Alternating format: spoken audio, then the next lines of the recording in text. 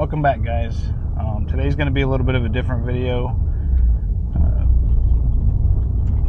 I've had a lot of people come up to me at car meets asking about the car, how I imported it, why I chose right-hand drive over left-hand drive.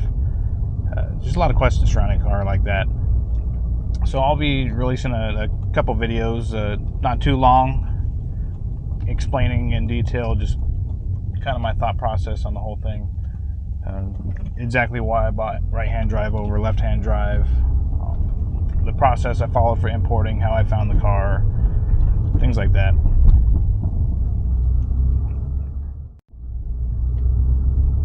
For this video, I just wanted to introduce you to the car, just give you a quick overview of what it is, little walkthrough.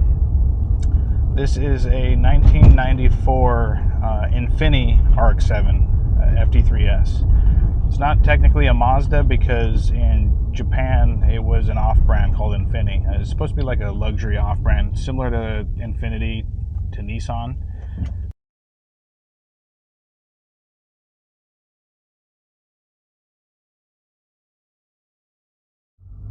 I did a lot of research on right-hand drive cars once I started my actual FD search.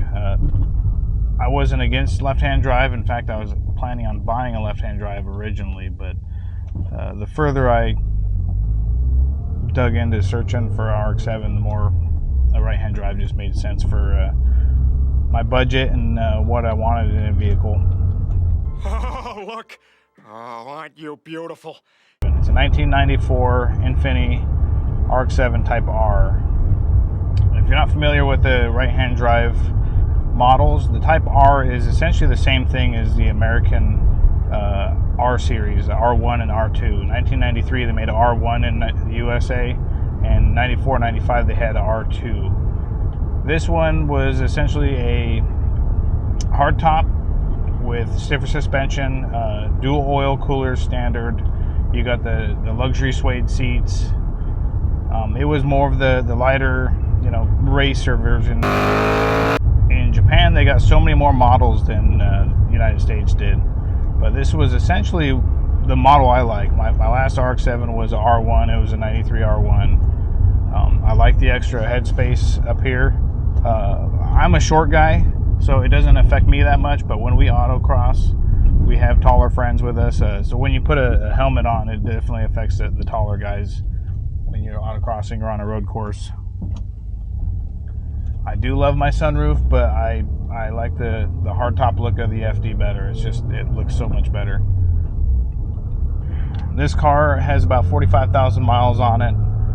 It's bone stock, aside from the catback. It's got a really old Apexy catback on it. It really doesn't add any more power. Everything else is bone stock power-wise. It's got some really old coilovers on it. Those will be getting replaced down the road. It's going to be one of the last things. It handles great, drives pretty good, but it's pretty stiff, and I know the coilovers are pretty aged. Putting something more modern on here would make it ride a lot better. Still not bad. It's nice and quiet. I'm going to keep it that way. Modified exhaust systems serve no purpose other than to create fear, chaos, and intimidation. Guess what, motherfucker?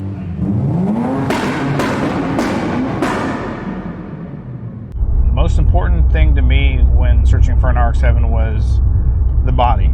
I'm not a body guy. I wanted something that was original paint or really good paint, untouched. I didn't want a body kit. I didn't want a cheap respray, and I didn't want anything wrecked. I wanted a clean body. I wanted something close to factory, something not abused, which is really hard to find. And if you look for that in the United States, you're going to pay a premium.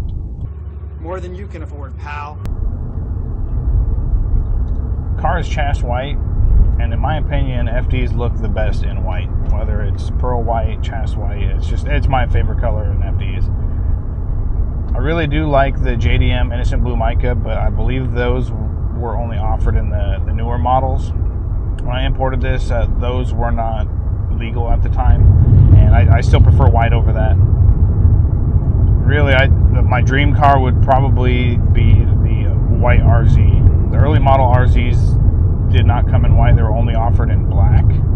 So, if I were ever to replace this FD with another one similar, it would have to be something with 99 or newer. I believe that the white RZs were only 2000 to 2002, if I remember right. The white RZs were very limited production. It's pretty much a unicorn car, but that would probably be my dream FD, even over the Spirit R. I know a lot of people like the Spirit R, but I really like the R package, the RZs, the R models, the R1, R2. It just fits what I do with the car. We like to road race, we like to autocross. That's just what I do with the car. I have a little bit of fun with it. I like to drive it around town. We like to do some mountain roads, some canyons. I like a well-balanced handling car, and you know, the factory R model really does well. You add a little bit more horsepower, and I don't want a ton of horsepower because it just becomes unmanageable on the street. Everybody likes to go after numbers, but I'm not a numbers guy. If I want to drive something that scares me, I'll just drive the 240.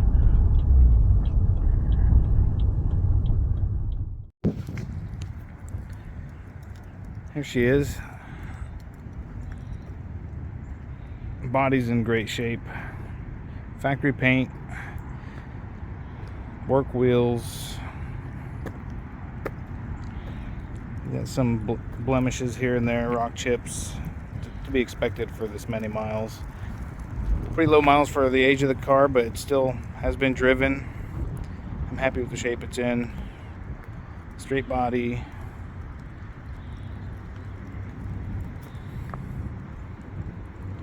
So the only power modification is that Apexy super megaphone from probably 25 years ago. Sounds good, stays quiet, good tone.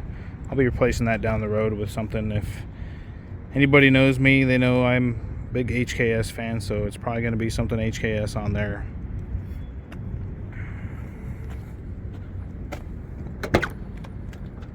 Interior's in great shape. No broken plastic pieces. A lot of times this little cubby here is broken on them.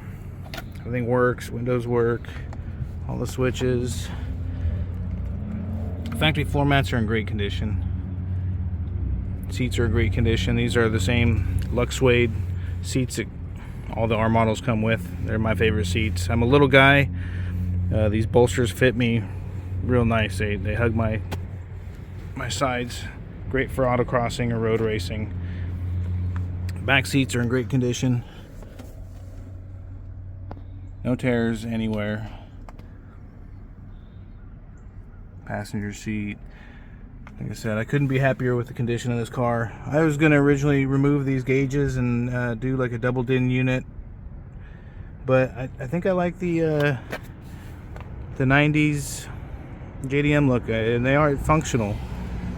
You always want to monitor your water temp, your oil temp, oil pressure.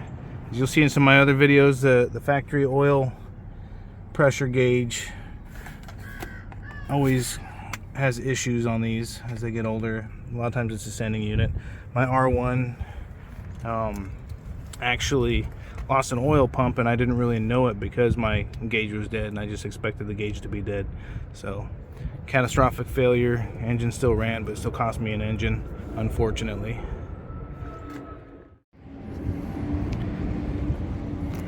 Whole interior is really in good shape.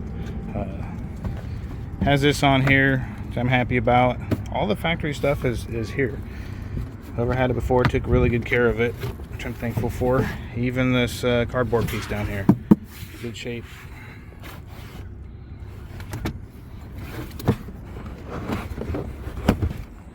All spare tire. No surprises, no rust.